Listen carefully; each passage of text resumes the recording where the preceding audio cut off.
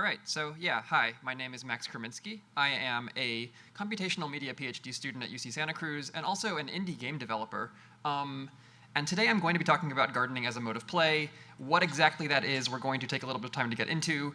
First, I'm going to talk about a thing that I made way back in 2016, and that thing is Epitaph. Epitaph is, I would probably call it a procedural narrative idle game. Another way that I've described it is, so you know like Civ, or like how Civ has a tech tree? Basically, Epitaph is sort of an attempt to like see if you take the tech tree and only the tech tree and remove everything else from Civ, can you still make a creative, like sort of engaging, playable game? And the answer seems to be yes overall. The basic premise of Epitaph is that like it was created for the Fermi Paradox jam, and that was a jam that was sort of trying to create a bunch of games that respond to the Fermi Paradox, which if you're not familiar with it is like, the universe is a big place. There's probably aliens out there, so why haven't we heard from them already? And Epitaph's answer to that particular question is, there's probably a lot of aliens out there, sure, but they don't often get to the level of civilization they need to get to in order to like ever hear from us before they go extinct in various horrible ways. So more to the point of this talk, Epitaph also represents my first attempt at creating a sort of gardening game. And what exactly a gardening game is, I'm going to talk a little bit more about going forward.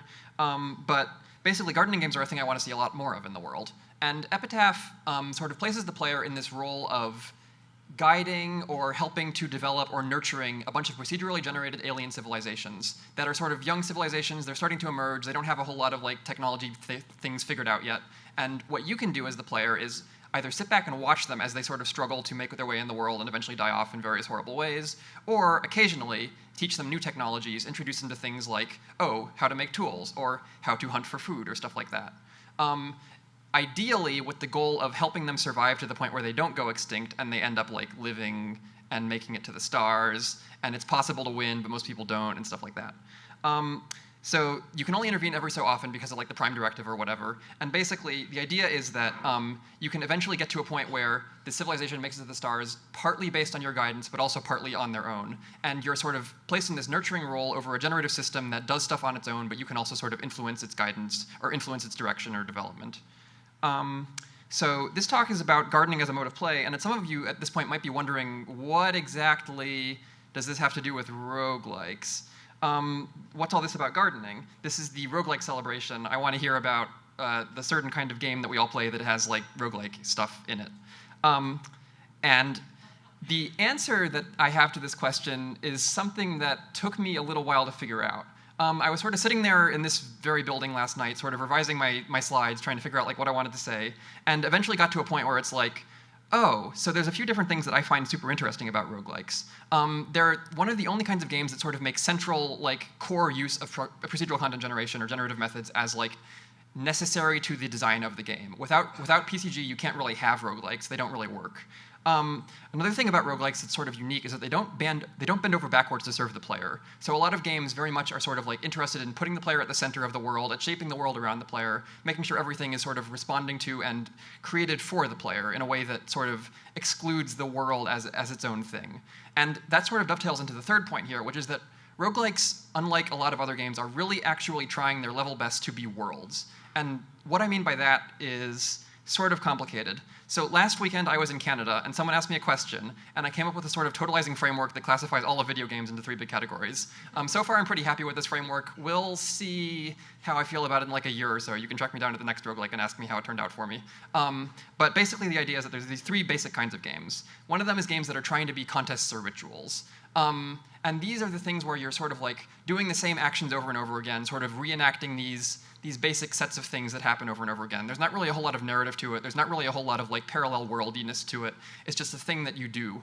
The next kind of game is stories, and these are sort of like mostly linear typically. These include things like Telltale games. They're like really fancy storybooks. They might include elements of like audio, they might include elements of video or pictures or whatever. They might even include things like branching. But the basic idea of them is still that there's like an author who's telling a story to you, the reader, and you are reading it.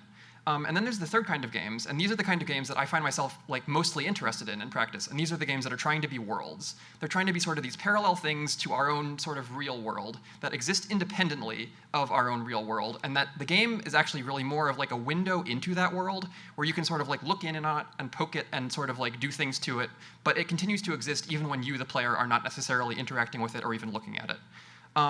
And like I said, these are sort of the games that I'm most interested in. They're the kind of games that are most directly relevant to my work in that like they benefit a lot from lots of deep sort of procedural content things, from lots of deep sort of interesting AI things. And basically, I'm going to sort of focus on these games exclusively and not really care about the others as much. There's also like some awkward overlaps between these categories because this is a totalizing framework I came up with in like a couple of minutes on the fly in response to a question I heard last weekend in Canada. So I'm kind of going to ignore those as well. So what is a genre? Because one of the things that I'm trying to do sort of as a researcher is come up with like sort of new kinds of play experiences. And what that means in a lot of cases is coming up with new genres of play. There's this one definition that I really like that I found super useful. I originally got it from Kate. I think Kate originally got it from Jonathan maybe.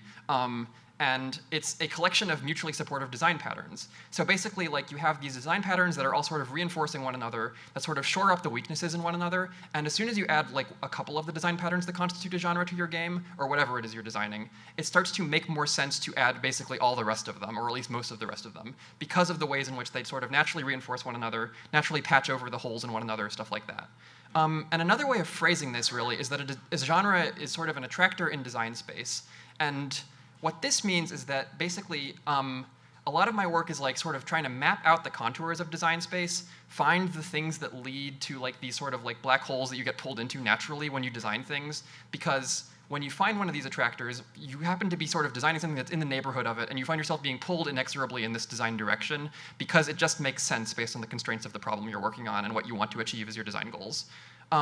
So I think what I found is sort of a new genre, new attractor in design space, and I'm trying to sort of give it a name.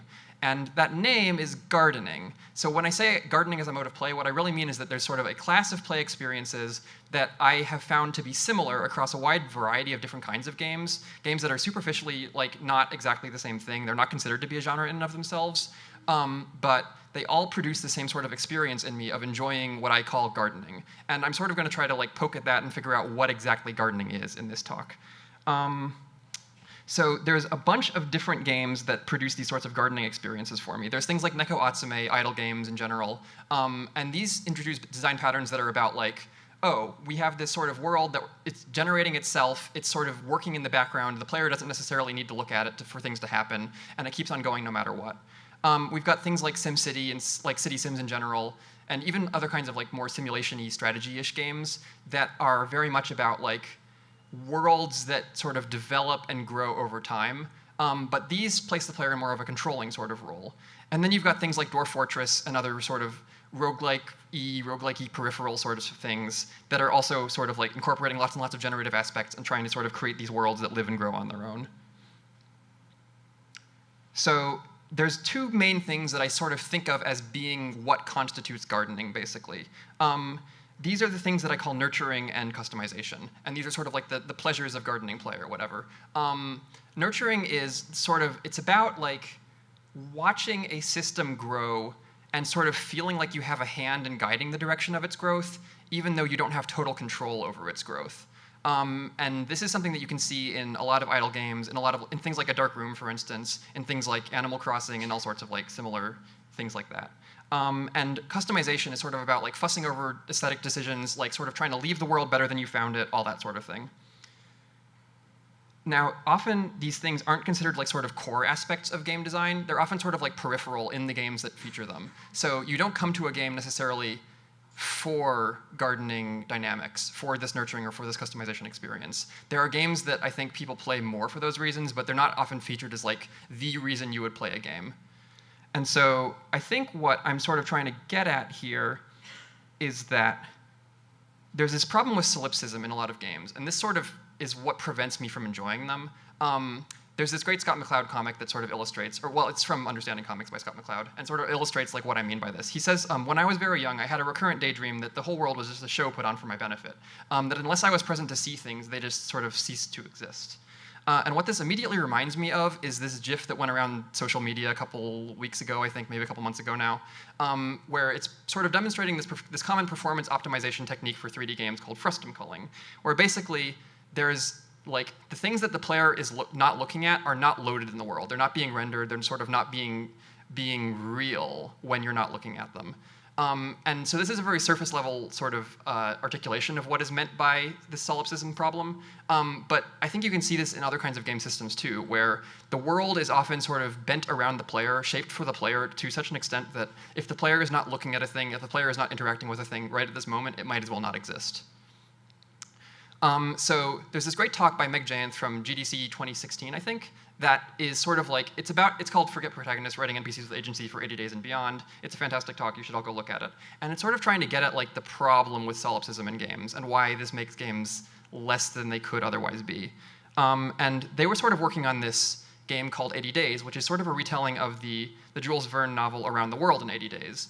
The original sort of plot of Around the World in 80 Days follows this sort of rich white gentleman adventurer protagonist as he travels around the world on a bet with his rich white gentleman adventurer protagonist friends, and gets in all sorts of trouble along the way and runs into problems and has to sort of bail himself out of them and such.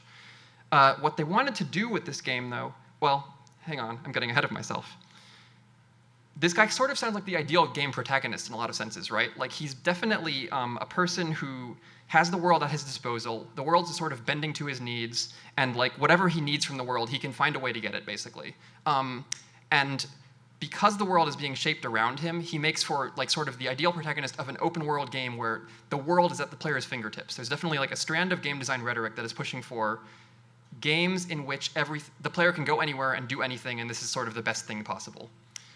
And what Meg Jayanth argues in her talk is that these sorts of games are more often than not basically entitlement simulators, where like because the player can go anywhere, because the player can do anything, because the world doesn't really push back against the player or like sort of prevent the player from doing everything, then the player sort of learns from this that the world exists for their disposal. It exists to serve their needs, to meet their needs, whatever. And what they wanted to do in 80 Days is to sort of get away from this dynamic. And to do that with the protagonists they had, with the setting they had to sort of explicitly find ways to make the NPCs more powerful in some situations than the player, to make NPCs that could sort of push back against what the player demands of them, that have boundaries of their own, that have lives outside of what the player sees of them, and stuff like that. So this sort of gets into like a common problem with procedural content generation, I think, which is that we have this sort of way of looking at PCG that is very much in service of the player in the sense of like we're going to generate a whole bunch of content and let the player sort of churn through it as fast as they can. Like they can sort of keep on generating more and more content and like we throw it away, and that helps the game's replayability because there's always something new for them to look at. There's always something new for them to do. And there's sort of this interesting tweet that I like that's talking about like how 100%ing a game and speedrunning a game can both be seen as sort of like expressions of this colonial impulse, basically where we as players have a desire to understand, to be completely controlling of, and to sort of like take over these tiny little game worlds. And one thing that I really like about procedural content generation is that it enables us, in many cases as designers, to sort of subvert these tendencies, to create things that can't be played to completion, to create things that are sort of outside of the player's grasp, or that will go on without the player, or whatever. But the same procedural content generation techniques can often, in many cases, be used to prop up these sorts of like extractive, destructive ways of playing. And so this got me sort of thinking about what the role is of procedural content generation in games, because I do a lot of sort of design work with PCG, and I really want to like come up with new ways of playing with PCG. And so I think one common sort of way of using PCG in games is, like I said, for this sort of like replayability sort of, there's more content so you can keep on coming back to it and having new experiences again and again, even though you've already played through it once sort of thing. This happens in roguelikes a lot, and roguelikes have their own way of dealing with some of the problems that come up with this, but it also comes up in things that I call mining games, which include things like Minecraft survival mode, which are very much about sort of like collecting resources and sort of finding ways to survive and thrive based on the procedurally generated content in this fully procedural world. Minecraft is obviously a huge success for PCG in games. Lots of people play it, lots of people enjoy it in lots of different ways. But there's two different problems with this that I'm going to sort of highlight here. And one of them is Oatmeal. So this is something that Kate has talked about a lot, and I'm sure that many of you are familiar with it because you also have designed things that involve generation or generative sort of systems.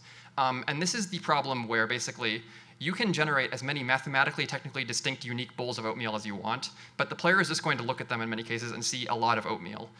This is because the player is very good, the human brain in general is very good at sort of detecting patterns in these large amounts of generated content.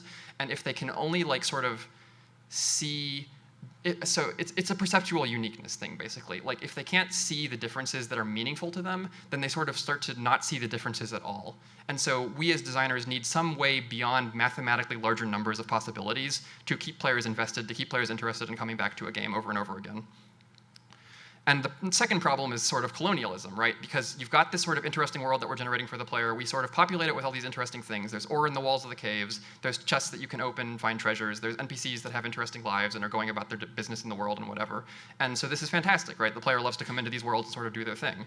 But what happens is, because the dynamics of play in a game like Minecraft are fundamentally sort of extractive, what happens is the player's presence tends to make the world worse over time. You end up with a situation where, like, once all the NPCs are dead and the ore has been mined out and the chests have been opened and the puzzles have all been solved and the traps have been cleared and so on, there's no reason to, like, sort of keep on hanging out in that part of the world, because it's been made sort of fundamentally worse and less interesting for the player's presence and for the player's interaction. So procedural content in mining games is basically often used to sort of let the players keep on repeating these extractive dynamics forever and ever and ever, because we can just always generate more world for them to do it in, rather than sort of forcing them to face down the fact that they've made the place that they lived in a lot worse. So gardening games are sort of like my attempt at solving some of the problems associated with PCG in mining games. Roguelikes have their own solutions, like I said, to a lot of these problems. They definitely sort of, by making players really attached to their character through the permadeath thing, they sort of take an end run around them in one direction. And I find that to be a really sort of inspiring, like, way of solving sort of the problems that are associated with heavily generative games. But I think there's also other ways to go about this, and so gardening games are of interest to me. And gardening games are sort of what I'm posing as the anti-mining games here. Animal Crossing is sort of what I consider the canonical example of a gardening game. It doesn't appear to use procedural content generation on the surface, but it actually does. The first thing that you can notice about it is that it actually uses procedural terrain generation. Unlike Minecraft, though, which lets you sort of generate more and more terrain indefinitely, Animal Crossing runs its terrain generator exactly once, which is basically at the start of town when you sort of move in for the first time and you've just now created your first town. It also generates this sort of very tightly bounded world. So instead of going to the edge of the world and being able to generate more chunks of content, you're stuck with what you have forever. And this sort of almost forces the player to get to know the town, to sort of familiarize themselves with it, and to sort of like really form a connection with it. Because if they were able to sort of go on and generate more towns, and if they were encouraged to go on and generate more towns whenever they got bored with the one that they had, there would be no incentive to really like stick around and form a relationship with this one in particular. What you can see is that actually if you generate a whole bunch of Animal Crossing towns and place them side by side, they don't really look particularly distinct. There's a lot of similarities. There's only like 5 or 6 basic features really, and you can only cluster those in so many different ways before they all start to look really similar, especially in such a small world. But at the same time, when you talk to a lot of Animal Crossing players, you'll tend to find that they have a really strong attachment to their town in particular. And because of this, you get the sense that there's something else going on here that gets players attached besides the uniqueness of the world. And what I think is going on here is that the players have developed like a really solid relationship with the world. And relationships like that take time and energy and repeated interaction to sort of create. They can't just happen if you allow players to throw away procedurally generated content like as soon as they create it. And they can't really happen if you don't really give players any incentive to keep engaging with a thing over and over again, to keep coming back to the same sort of chunk of content over and over again. So I'm sort of going to step through a couple of parallels between mining and gardening games to sort of highlight the contrast between how they make use of procedural generation or generative methods in general. In Minecraft, you tend to see that there's one large, highly visible generator, and this is the terrain generator in Minecraft. You can also see this in like the level generator and Spelunky, things like that. Gardening games sort of do the opposite by using lots of many small, largely independent generative processes, and these include in Animal Crossing things like the process that places weeds in the world over time, the process that places bugs and fish so that you can sort of see different bugs and fish on different days, the process that decides which villagers are going to move in or move away and when. And by acting on the same sort of shared procedural artifact, these processes evolve that artifact over time rather than sort of allowing the player to generate more of them whenever they need more content and throw away the stuff that was there before. Minecraft and other mining games tend to generate a large number of relatively disposable artifacts. This includes the world chunks in Minecraft. This includes levels in Spelunky. This includes all sorts of like procedural units of world in games that tend to make use of procedural terrain. Versus in gardening games, you tend to see the adaptation of a single seed artifact that's very gradual and sort of happening in stages over time. In Animal Crossing cases, it's the town, and like I said, it's small generative processes that act on it and sort of evolve it gradually to make it sort of into this living, growing thing. In mining games, you tend to use, or generative methods tend to be used to distribute interesting content across space. So you see like, there's far-flung sort of dungeons in Minecraft, and you have to like go searching for them by generating lots and lots of world chunks, looking around for these rare features, and finally finding one. Gardening games tend to do the opposite by distributing generative content across time. This sort of prevents the player from extracting and using and sort of like churning through the content as fast as they can click, as fast as they can interact with the world and generate more of it. what's interesting about Animal Crossing in particular is that it actually sort of like does this very specific thing where even if you take extra diegetic actions to sort of like violate the sort of integrity of the simulation, to like change the clock on the console or reset the game without sort of like saving first, then it does this sort of like very, I would say almost like it's a violent interaction with the player, really. Like it sort of tries to punish you for having done these things. And what I sort of read this as is the game is like reacting to your violation of the integrity of the simulation as a kind of violence in and of itself and trying to respond in kind, almost. Another way of phrasing this is to say that generation tends to occur on demand in mining games, and this is whenever the player sort of requests more content by traveling to an area that hasn't been generated yet, or sort of like going to the edge of the world or whatever. And in gardening games, generation tends to occur on time. In Animal Crossing, this makes use of the sort of real-life calendar and clock to drive when generation occurs, because things sort of like evolve naturally, and you can see different things on different days, and all these things sort of compose very nicely. So this is making gardening games sound pretty good, obviously, and that's sort of the point of the talk.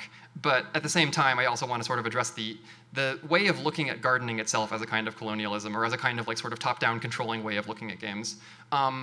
There's things like Roller Coaster Tycoon and sort of tycoon games in general that are really sort of, they feel like gardening games in a lot of ways, in that you're sort of building up the world, you're making the world richer and more interesting and such over time.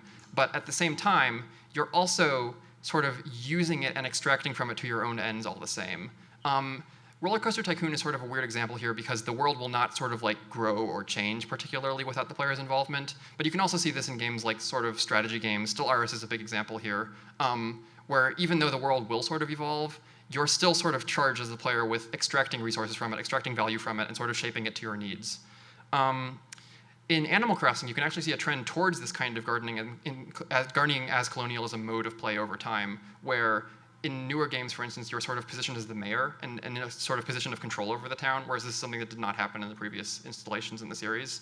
And you also see a lot of things like the fact that the newest gardening game, or the newest Animal Crossing, I'm sorry, which is the mobile game Pocket Camp, actually lets you spend leaf tickets, sort of this real money currency, to bypass things like the timers on orchards and like fruit regrowing and stuff like that. And that's sort of antithetical to the whole idea of a game that's willing to make the player wait, that's willing to sort of let the world exist at its own thing and at its own pace, rather than sort of give the players what they want immediately. And then, of course, Robert Yang has this fantastic blog post about sort of Slime Rancher and how Slime Rancher wants to make you fall in love with the world. It wants you to have sort of this romance with this sort of alien landscape. But at the same time, you're also very much sort of tasked with extracting value from it by sort of building these increasingly industrialized factory farms and getting these slimes, which are very cute, to sort of like breed with one another and produce the right kinds of like sort of plorts is what they're called, that you can ship back to Earth and sell for a profit. So you can also even see this in things like Farmville, right, where like very much the dynamic of gardening as colonialism is something that I think you can even sort of split out into its own thing, which is probably called farming games or something like that. I don't know exactly how to separate these from gardening games, and this has been a source of annoyance to me for some time now. But it feels like there's a meaningful distinction to be drawn between games in which like sort of the world exists for its own sake and sort of generates itself and sort of like goes on in the background and is not at the player's disposal, versus games where some of the same things happen, but the player is sort of extracting value from them and like using the world for their own ends over time. Yeah, so basically, gardening as a mode of play is like the thing that I'm trying to define that involves like a certain class of generative games that are sort of a new genre in and of themselves. I think you can sort of see inspiration from a lot of different kinds of games in gardening games, and you can definitely also sort of like see that there's sort of a deep there's sort of a path away from the sort of deep solipsism of player-centric design, of games that center the player, that shape the world around the player, that sort of bend the world to the player's needs and are sort of willing to do whatever they need to give the player exactly what they want.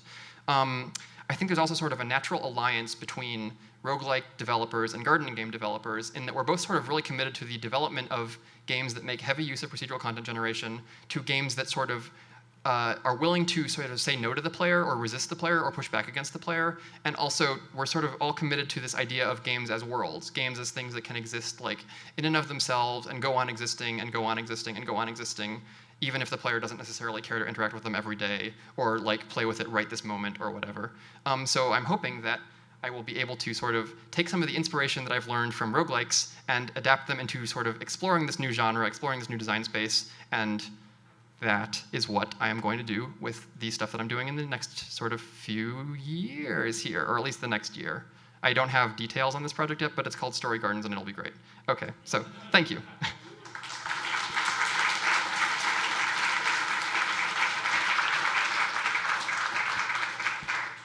Awesome. We have a few minutes for questions if you want to take some questions.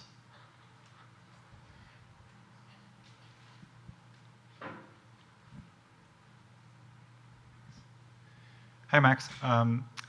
It seemed like an important part of what you think of as a gardening game is that the world continues to evolve when the player isn't interacting with it. Do you think that like real time or kind of things happening while you're physically aren't running the game, is that an important part, like an important characteristic of this kind of game? I think so. I don't think it's essential necessarily, but it definitely feels like it's sort of significant that the world can do things without the player initiating those things. So Epitaph it's an interesting example because it's designed to sort of run in the background as a browser tab while you have other tabs open and are doing other things.